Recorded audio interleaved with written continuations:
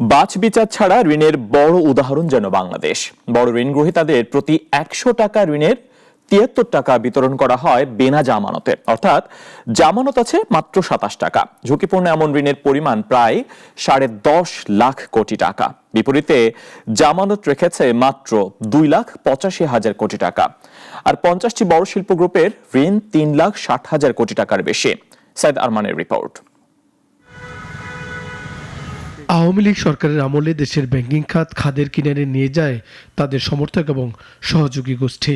নামে বেনামে ব্যাংক থেকে অর্থ বের করে নেয় চক্রটি। অনেকটা খালি করা হয় কোনো ব্যাংকের ভল্ট, অন্য ব্যাংক থেকে তহবিল এনে ফের লোপাট করা হয়। পুরো ব্যাংকিং ব্যবস্থায় যেন প্রতিষ্ঠিত হয় মাফিয়াতন্ত্র। ফলে বাছ বিচার ছাড়া ঋণের বাজে নজির এখন বাংলাদেশ।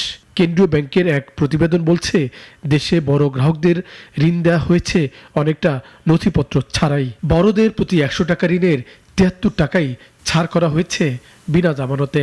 গত ১০-১৫-২০ বছরে অনেক ক্ষেত্রে আমরা নিয়ম নীতি তোয়াক্কা না করে অনেক কম্প্রোমাইজ করে আমরা ঋণ বিতরণ করেছি এবং ঋণ বিতরণের মাধ্যমে আমার ঋণের কার্যক্রমের পরিসমাপ্তি ঘটেছে। অর্থাৎ ঋণের পরবর্তী যে কাজ যেটা আদায় করা, সেটার প্রতি আমাদের কোনো আগ্রহ ছিল না।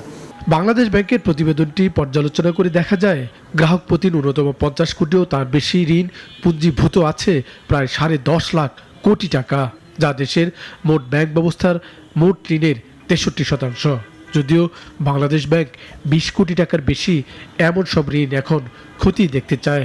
বড় গ্রাহক খেলাপি ঋণে পর্যদস্ত হয়, অতএব এখন থেকে আর বড় গ্রাহককে ঋণ দিব না, এইটাও কিন্তু কোনো ভালো সাইন না। আমার বাস্কেটের মধ্যে ডাইভার্সিফিকেশন থাকবে, সেখানে কৃষি ঋণ থাকবে, এসএমই থাকবে, নারী উদ্যোক্তা থাকবে, বড় শিল্প গ্রুপও থাকবে। সবাইকে নিয়ে ব্লেন্ডিং করে আমার লোন পোর্টফোলিও দাঁড় করাবো, তখনই বুঝবো যে আমার অ্যাসেটটা শক্তিশালী ভিতরে। দেশের ব্যাংক ব্যবস্থা থেকে সবচেয়ে বেশি ঋণ নিয়েছে ৫০ বড় শিল্প গোষ্ঠী। ৩,৬৪,০০০ কোটি টাকা এসব প্রতিষ্ঠানের কাছে পাওনা ব্যাংকগুলোর। অথচ বড় ঋণগুলোর বিপরীতে জামানত আছে মাত্র ২,৮৫,০০০ কোটি টাকা। ফলে জালিয়াতি করে বিতরণ করা বিপুল ঋণ এখন ঝুঁকিতে। সাইদ আরমান, নাগরিক, ঢাকা।